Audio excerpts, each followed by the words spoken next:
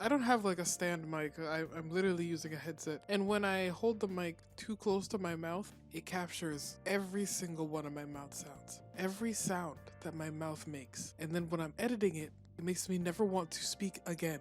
In this video, I'm basically going to be spoiling the entire Life is Strange series. It's just no game is safe. And if you want to play any of those games, you should be aware of what you're getting into. I liked Life is Strange. I'm a Life is Strange enjoyer. I wanted to talk about Deck 9. Deck 9 doesn't understand Max Caulfield. I don't think the first two episodes of Double Exposure are bad or good. They're just boring. They're so boring that I don't have an opinion on them because that's all I can think when I think of them.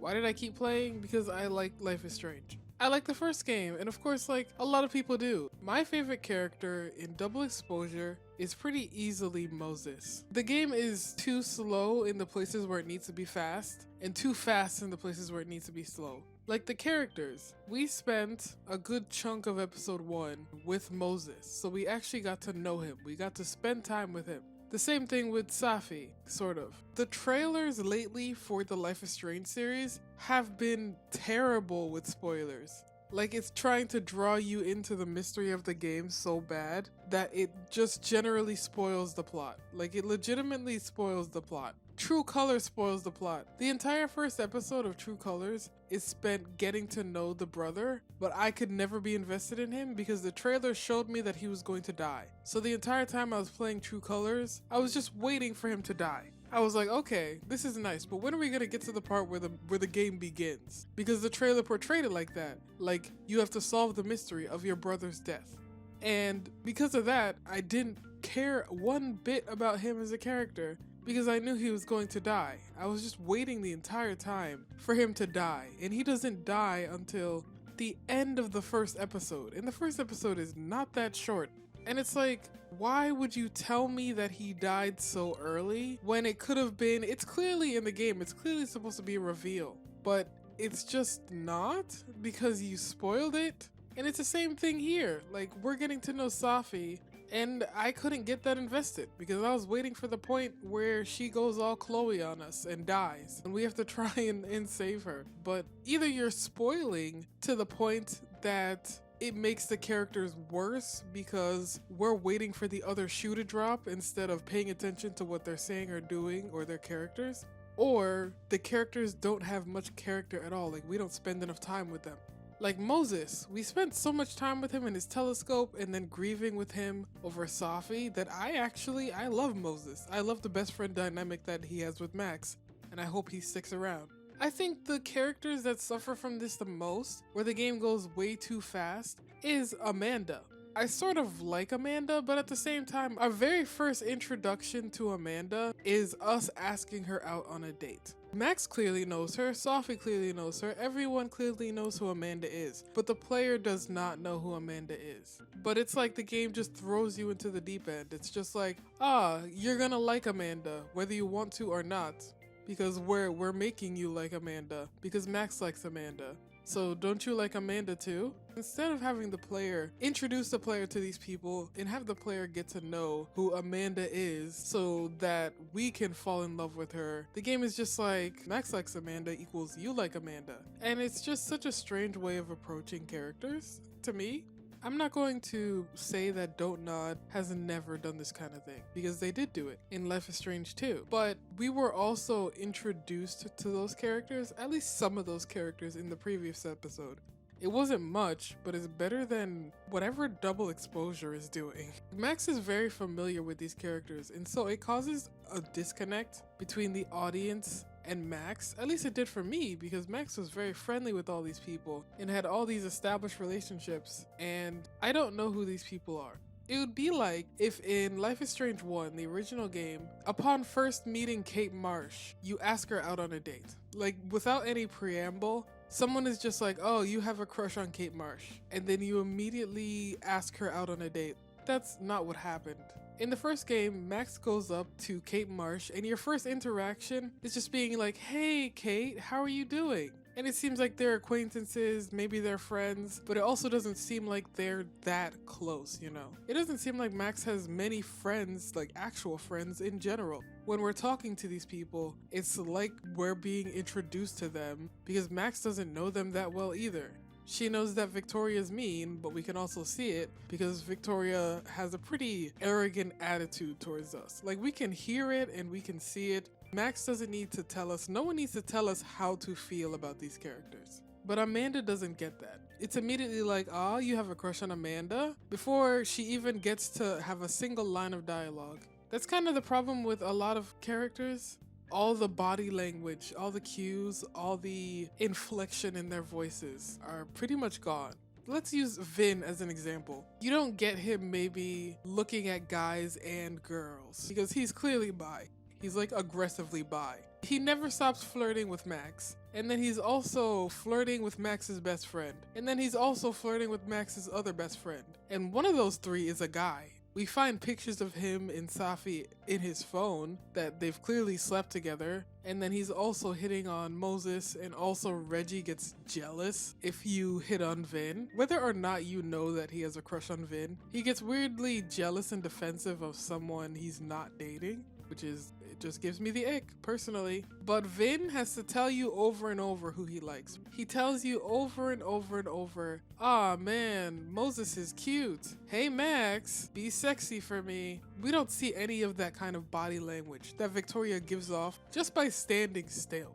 If he's flirting with Max, maybe he gives off body language that he's not that into it, or he's actually that into it. The only time he really gives off body language that tells you that he's actually into Max and it's not just a joke the whole time, the only thing that tells you that is his reaction to her kiss. You're at 4 out of 5 episodes of Double Exposure, and the only time that you can tell what Vin is really feeling is then. I feel like that's way too late. For 4 episodes out of 5, and you're only now figuring out this character's feelings, this problem really extends to Safi because I didn't care much about her. You don't really hang out with Safi like you do Moses. It's so weird because I feel like Moses should have been the one to have died, and it would have had such an impact because of how long we spent with him and how long we spent defending him. But no, it's Safi, who we don't know that well. Even though Chloe dies in episode 1, we literally spend every single episode after that hanging out with her and getting to know her and falling in love with her or falling into best friendship with her. Like falling in love with her romantically or as a friend. You don't really get that with Safi. When she goes to the Alive timeline, she hangs out with Safi and her mom. She wants to talk to Safi alone. The second that she actually does get Safi alone, Safi has an incident where someone threw a skull through her car windshield, so she gets up and leaves. And it's like, okay, well, there's that opportunity to get to know her. And there's also a part where you have to sabotage a teacher with her, but you don't really talk to her. You make a plan. It's not like you do it together. You make a plan. You have your part in the plan. She has her part in the plan. And then you go to do a bunch of stuff and she's there, but you don't hang out with her like you do Moses. It's like the person who wrote Moses wrote no other characters in the game, because it's so strange how we get to know Moses. We get to know his feelings and actions, and Max literally acts like his therapist, asking him, "Hey, how are you feeling? How are you doing?" But no other character really gets this. I mean, Safi knew other characters, right? But outside of Moses, Max doesn't really care about how other characters are feeling about her death. It's not like many of the characters care that much either. Vin had that relationship with Safi, but he only really started to react to Safi's death after Max found out that that was the case between them. I think she found that out in the Alive world, and then Dead world, Vin only started to really react and emote after that revelation, which is very strange to me since he's in a very different timeline. But before that, he was pretty cool. The only thing that rattled him was Diamond, but it never seemed like he was rattled by Safi's death, and that's what I mean. Like, the characters are weirdly unaffected. For those who have played till the end of the game, hey guys, You remember that a cop got sucked into the void and vanished out of existence, right? Because the characters in the game sure don't seem to remember that event. Moses texts about it if you answer him, and Max reacts when it happens. I could have saved him, am I right? But after that, not a single mention of that man that got eaten because of Max's actions. Because Max drove him to think that he was crazy, or that she was crazy, or that they were both crazy and something was going on. She's the one who drove him practically out of his mind. And then he touches his doppelganger, gets sucked into the primordial soup, and no one cares. No one tries to find out what happened. No one tries to maybe bring him back, because he definitely didn't deserve that no matter what he did. No one cares. The only other character I liked other than Moses was Gwen, and it's because Gwen actually has character. At least one of the Gwens. It's like, I only care about dead timeline Moses and living timeline Gwen. But I could not care less about living Moses. Because of the way the story works and how the characters are practically sometimes two completely different people, because the outcomes of their lives went differently because Safi didn't die. Like Lucas, in one timeline he has a loving family, and in the other timeline he's literally divorced. And they're practically two different people to me. Honestly, living timeline Gwen is the most patient person in the world, because if you go against Gwen at every opportunity, at the end of the day, if you approach Gwen, Gwen will still stand up for you. Gwen will still be on your side. Gwen is just a real one. After all Max did, Gwen is still like, I'm going to fight. I'm going to help you. And in my case, I took the flash drive. I didn't let Gwen burn the flash drive. I didn't give Gwen closure. I actively snooped behind Gwen's back, actively took stuff from the office, literally stole a lot, went through computer, went through all the files, literally changed the kid's grade. And Gwen at the end of the day was still like, I'm going to stand up for the right thing. Regardless of what you did, I'm not going to ignore this or ignore you or ignore what's happening just because of my personal feelings or because of the mistakes that you made in the past. And that was like, congratulations. You're number 2 on my list, Gwen. Gwen had no reason to help me at that point, but I asked for help and Gwen rose to the challenge. There's a part in episode 2, I want to say, where Max is jumping between timelines, and how no one sees her disappear is beyond me. Like, no one reacts properly. No one really cares or reacts to anything properly. Like when Max finds out that someone broke into her house/apartment/ whatever it is, her first thought is, she doesn't even call campus security. Her first thought is, let me confront the perp.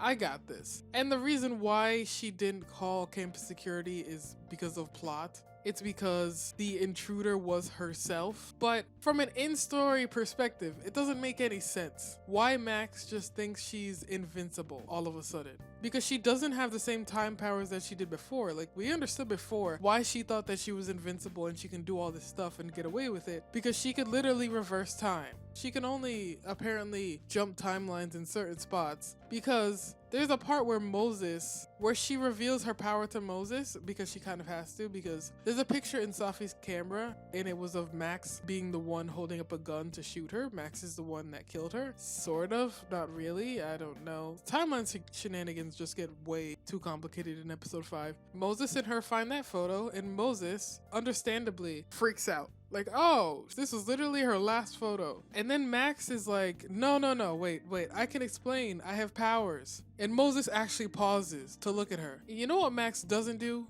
Max does not show him her powers. She's like, I promise.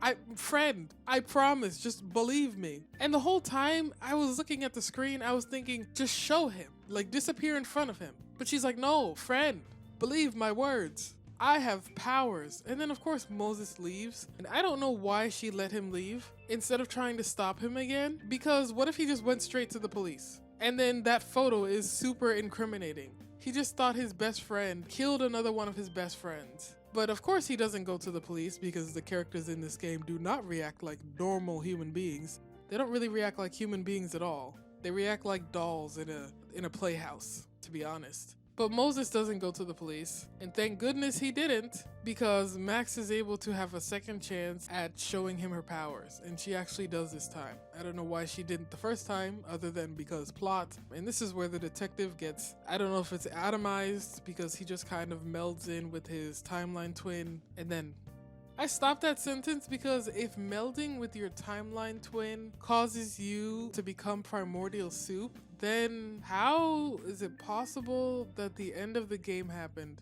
At the end of the games, Max combines the timelines, which means that everyone, or I don't know, maybe it's a bubble of area of effect, we don't know. Everyone who was exposed to the other timeline had their timeline twin forcibly merged with their body, but that didn't happen to the detective.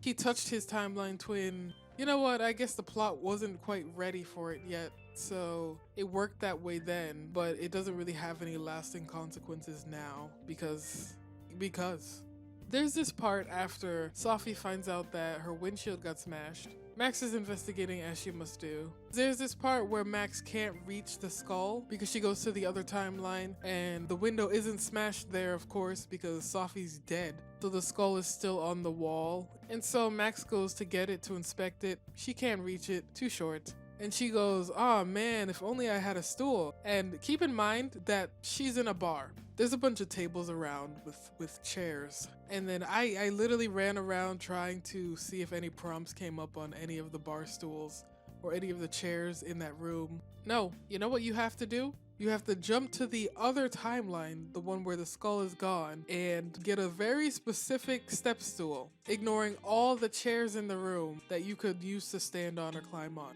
You have to get this very specific step stool, and then Max puts it in her pocket, as she must. And then you have to go back to the dead timeline. You put the stool on stage, climb on it, get the skull, and mind you, there are people in this bar. It's not an empty bar. It's not closed down because Sophie died and the students are sad. There are people in this bar watching Max get up on stage for seemingly no reason, climb up on a stool for seemingly no reason, and just take down one of the bar's possessions, also seemingly for no reason.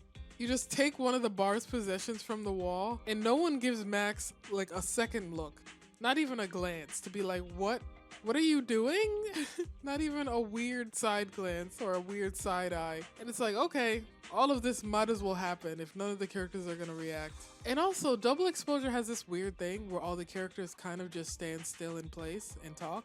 And it's weird because the world doesn't feel alive. It feels weirdly stagnant. It feels weirdly like a video game.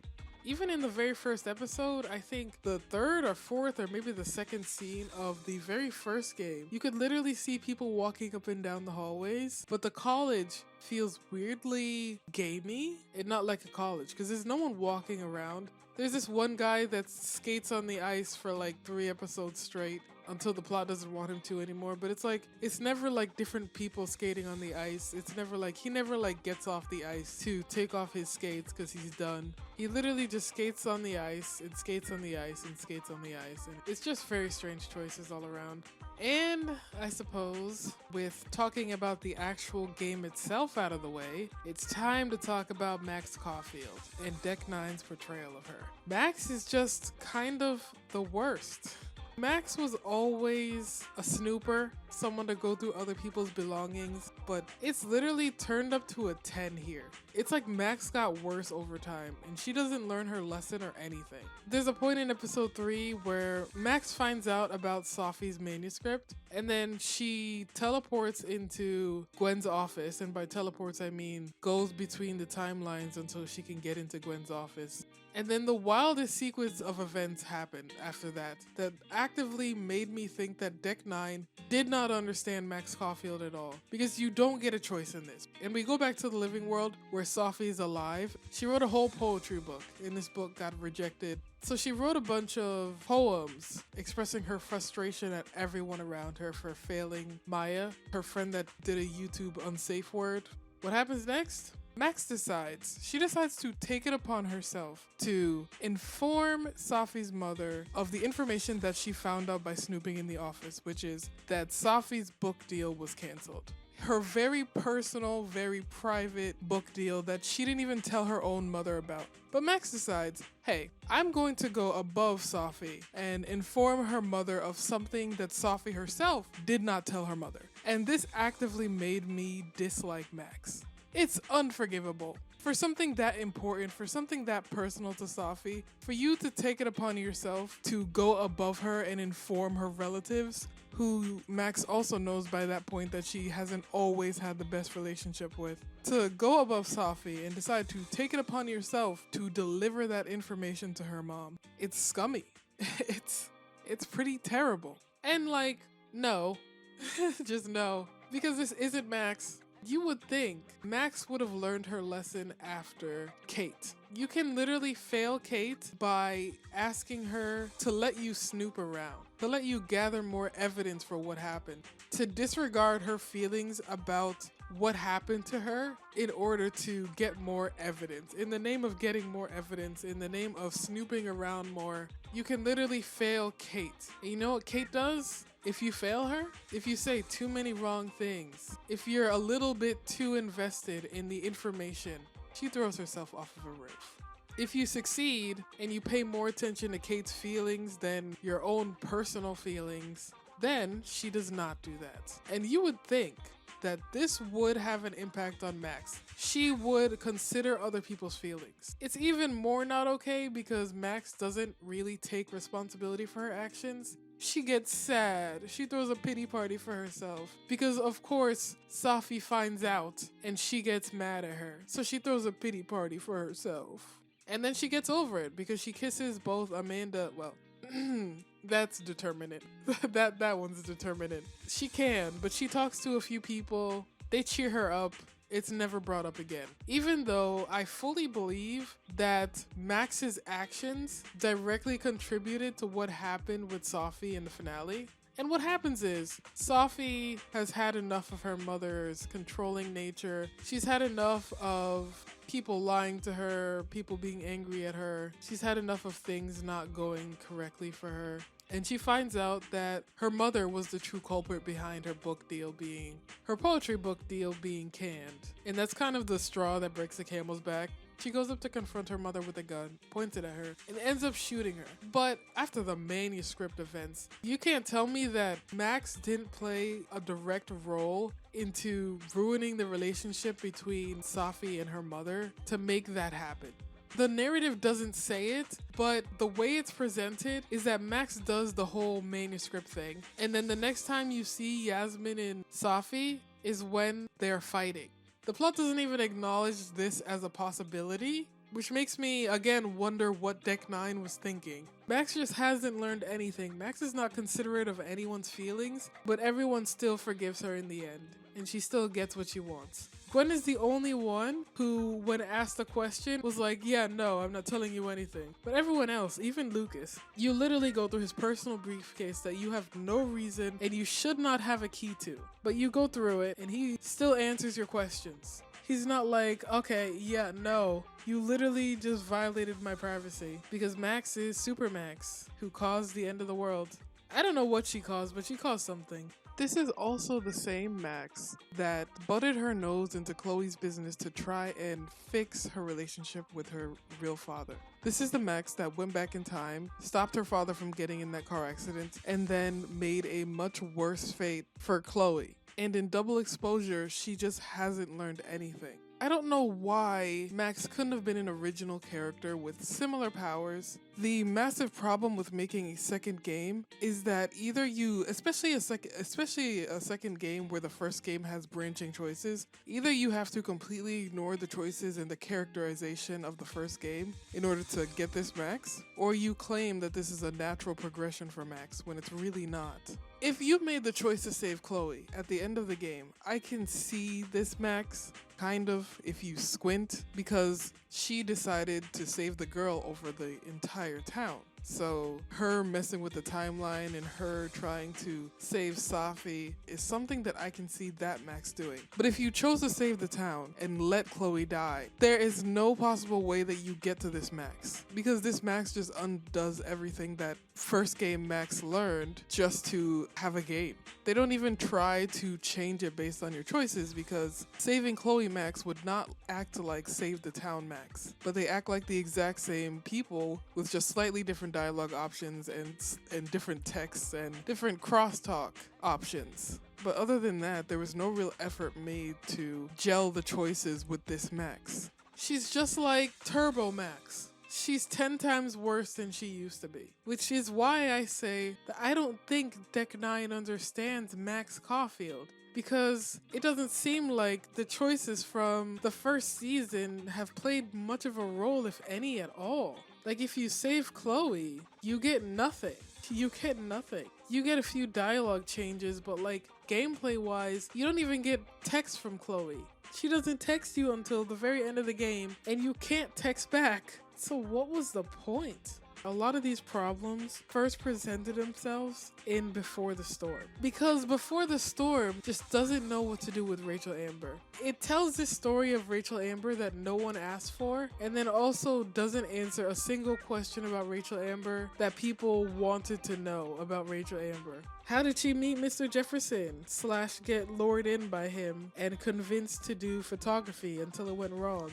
I don't know. But we now know about Rachel Amber's birth mother in that she was adopted.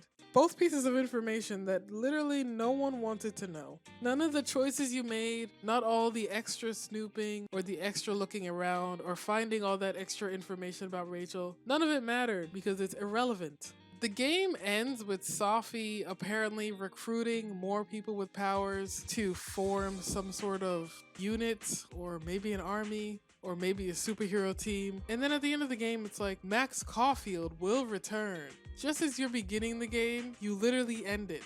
But a much bigger issue is the obsession with powers. That's not what makes Life is Strange a good series. And this game focused way more on Max's powers and her using them than the characters in the game.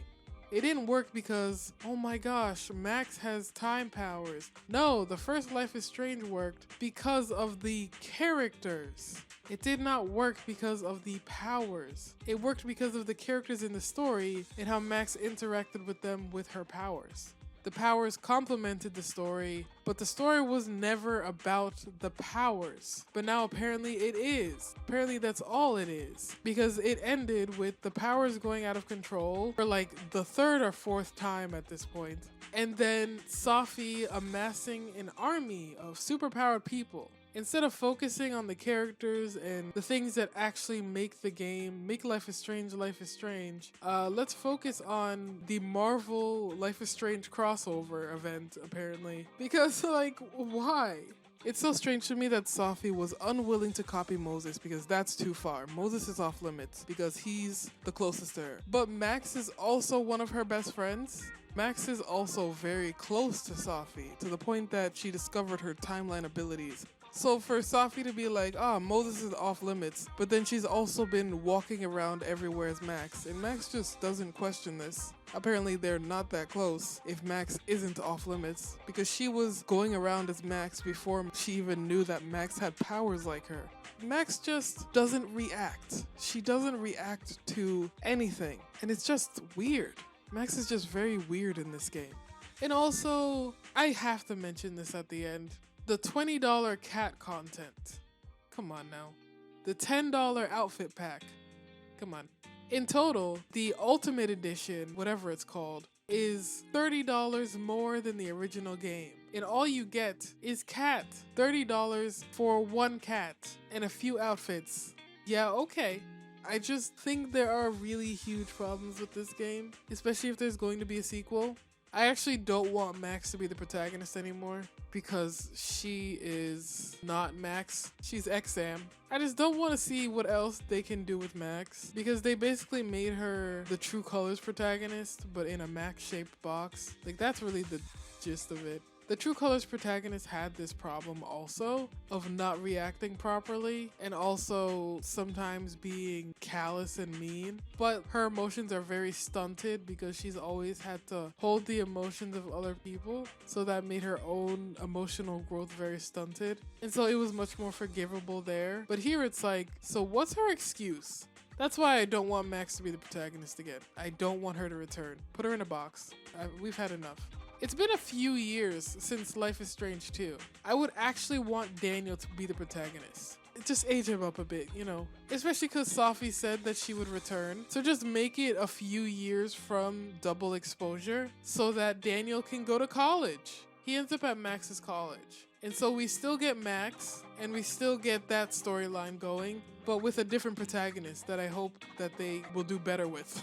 And also to see how his powers have grown. And also gathering more powered people into one place. I know it's not going to happen, but I really do wish that Daniel is the protagonist of the next game. So sometimes you can still see Max. Like Max can be his photography teacher. Wouldn't that be actually pretty cool? Maybe just me. Like he gets a scholarship to go to this academy, like Max got a scholarship to go to Blackwell. So it's kind of like full circle or the same painting, but inverted colors. I think that's closer to what I mean. I don't even know what I mean. I'm sure you can figure out what I mean. Wouldn't it be cool to see Max's powers from an outside perspective? Like what does it look like when things shift around? And also Daniel would have to deal with the changes. Like he could be her star student. Depending on how her powers work, she can find out that he's powered, and then it ends up with them being closer as student and teacher. It's just a cool idea to throw out there. It's something to do other than to bring XM back. But I've ranted long enough. If you like what I'm doing here, like, comment, subscribe, all that fun stuff. Maybe. You don't have to. I'm just asking. Not even asking. I'm just saying.